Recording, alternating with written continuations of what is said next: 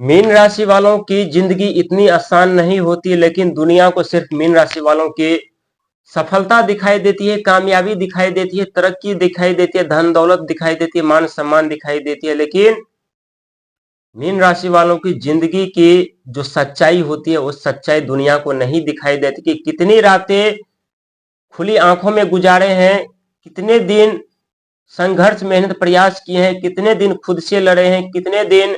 एक एक रुपए के लिए तरसे हैं, कितने दिन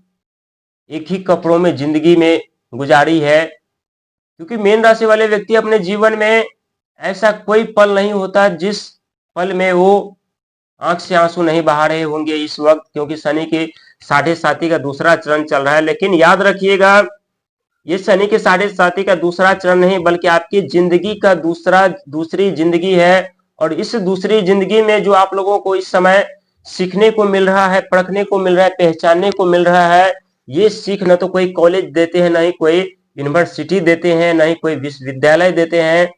जो समय सिखाते हैं और कहते हैं, जब जब शनि महाराज मीन राशि वालों पर अपनी दृष्टि डालते हैं, तब तब मीन राशि वालों की किस्मत में अनेकों सुख संपत्ति साधन पहले से देना तय कर देते हैं। लेकिन सुख संपत्ति साधन, भूमि मकान जमीन जथा देने से पहले शनि महाराज मीन राशि वालों को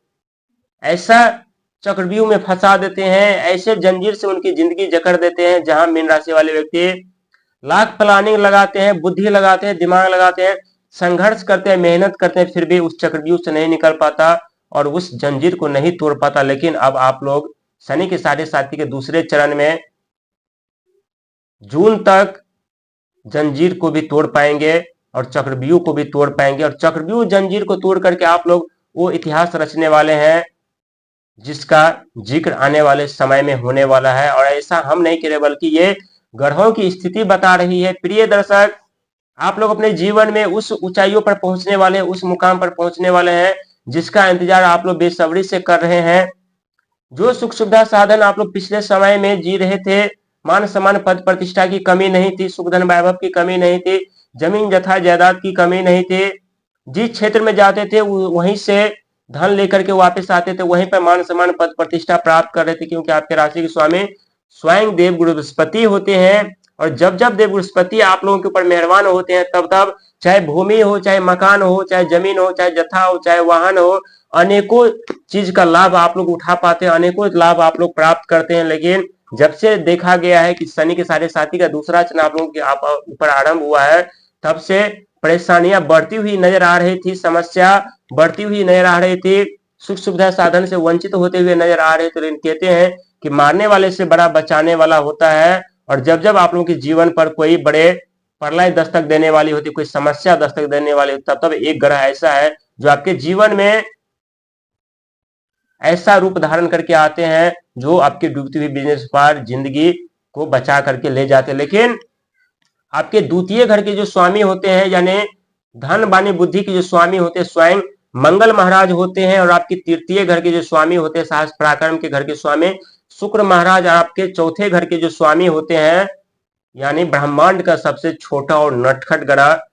जिनके अधिकार में बिजनेस व्यापार कैरियर शिक्षा संतान बुद्धि वाणी आते हैं, और आपके चौथे घर के स्वामी बुध महाराज होते हैं। इसे हल्के में मत लीजिएगा, जितना छोटा है उतने ही जीवन में परेशानियों का सामना करवाते हैं, बिजनेस व्यापार में प्रतिबंध लगा देते हैं, नौकरी से वंचित कर देते हैं। और देव बृहस्पति आपके चौथे घर पर मार्गी होने जा रहे हैं। और कहते हैं जब चौथे घर पर देव बृहस्पति मार्गी होते हैं, तो यहाँ मीन राशि वालों की तकदीर पलट जाती है, मीन राशि वालों की किस्मत पलट जाती है। मीन राशि वालों के जीवन में अनेकों सुख सुविधा साधन, चाहे शनि के 7.5 हो, चाहे ढैया हो, प्राप्त करने लगते हैं। लेकिन शनि महाराज अब आपके लगन घर पे अस्त हो चुके हैं। यहाँ परेशानियों से छुटकारा आप लोगों को मिलेगा, परेशानियों से धीरे धीरे करके राहत मिलेगी, रुके हुए कार्य पूर्ण होंगे। लेकिन 1 जून 2026 तक आप लोगों का समय रहने वाला है। इन समय में आप लोग खुद महसूस करेंगे कि अनेकों क्षेत्र में जो कार्य बंद पड़े थे, जो कार्य अटक गए थे, जो पैसा धन अटक गया था, जो फंस गया था, वो धीरे धीरे करके वापस आना आरंभ हुआ है। लेकिन एक बात आप लोग कभी नहीं भूलना चाहिए, आप लोगों के ऊपर शनि के 7.5 का दूसरा चरण आरंभ। और कहते हैं दूसरे चरण मीन राशि वालों के लिए कई ऐसे रास्ते खोल देते हैं जो तीसरे चरण में जाकर के उस रास्ते पर जब मीन राशि वाले चलते हैं तो उनके कार्य बनने लगते हैं, धन का आगमन होने लगता है।